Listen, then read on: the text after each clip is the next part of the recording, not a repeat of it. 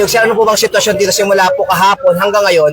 Meron na po bang nangyari untoward incident po ba, sir? Paano ba, sir? Isang magandang hapon po sa atin lahat. Ako po si Lieutenant Colonel Rexon Layog, ang Station Commander ng Santa Cruz Police Station.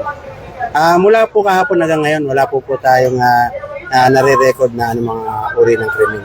Mga gamit na nipapasok tulad ng alak, sigarilyo, ano kasi meron ba? So far po, mula kahapon, may nakumpiska po tayong 54 na sa sigarilyo. Doon naman po sa object, yung mga gunting, dalawa lang po. Doon po sa flammable material, 7.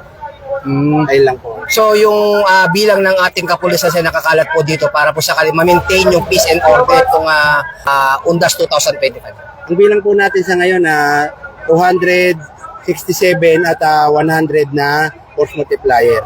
Bali 367 po lahat. Sir, baka meron kang gustong ipayo sa ating mga kababayan sa lalo ay maging peaceful yung pagpunta rin makipagbigay ng koordinasyon sa inyo just in case na kailangan ng police assistance, sir. Opo, sa ating mga kababayan yung pupunta rito sa North Cemetery, sana po sundin yung mga pamantayan na ibinigay ng management ng North Cemetery at ng Manila Police District.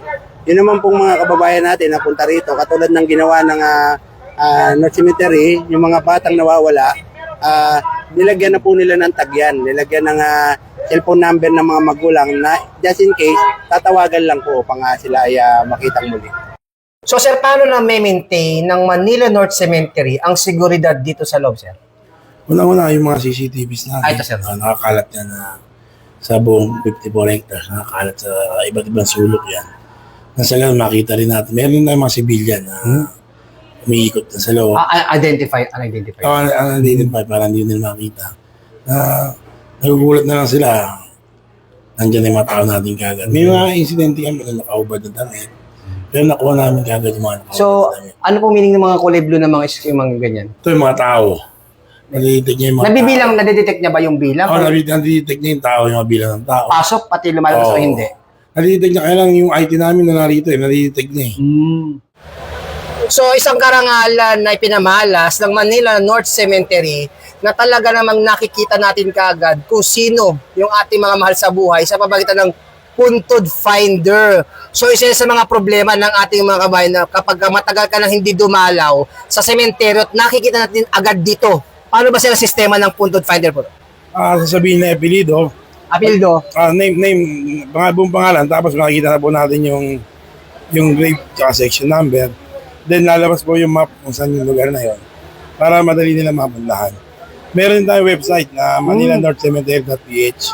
Hindi mo na kailangan pumunta rito, dire-diretso ka na. Basta meron kang internet. Makikita mo, kasi search mo kaagad. Yung mga walang internet, yun ang dumadaan. So baka meron pong karagdagang mensahe sa ating mga kababayan nang sa ganun ay mas mabilis ang proseso at maging maayos at ligtas yung pagpunta nila sa Manila North Cemetery. Para hindi tayo mahirapan, sana bago tayo umalis ng bahay, tingnan natin kung ano yung una meron kaming live dito, makita yung sitwasyon kung maraming tao sa loob at labas ng sementeryo. May FB live po kami, manilanorthcemetery.ph. Yan din po yung puntod finder po natin. Pwede po natin tingnan bago po tayo pumunta sa sementeryo. Senior, mga PWD, mga hindi na kaya maglakad, kami po nag-ano po tumutulong. So may bayad ba yan pagpasok? Wala. Wala po. Libre. Libre po yan. So baka gusto mong manawagan sa ating mga kababayan na just in case pumunta sila rito pero meron silang kapansahan na pwede kayong lapitan. Sa mga may kapansanan dyan, mga matatanda na dadalaw. Andito kami, libre, nag-aatid ng mga serbisyong libre. Kami yung Batang Norte Prescale yun. Nag-aatid po kami ng libre serbisyo para sa matatanda. So ito po ba yung libre sakay para sa ating mga kababayan? Opo. Ano to? Ano oras po nagsisimula? Mula alas 5 ng umaga hanggang alas 6 po ng gabi. Ano po masasabi niyo? May libre sakay na kayo, hindi na kailangan maglakad. Salamat kay Mayor Yorme kasi hindi na kayo mapagod maglakad. Malayo kasi sa dulo pa Nakasan po kayo?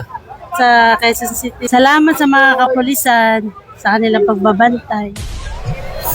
Mula po dito sa Manila North Cemetery at saka na po ng aming Force Commander ng Regional Mobile Force Battalion ng NCRPO, Police Colonel Celso M. Rodriguez. At syempre, ang aming Regional Director ng NCRPO na walang iba kundi si Police Major General Anthony Birin.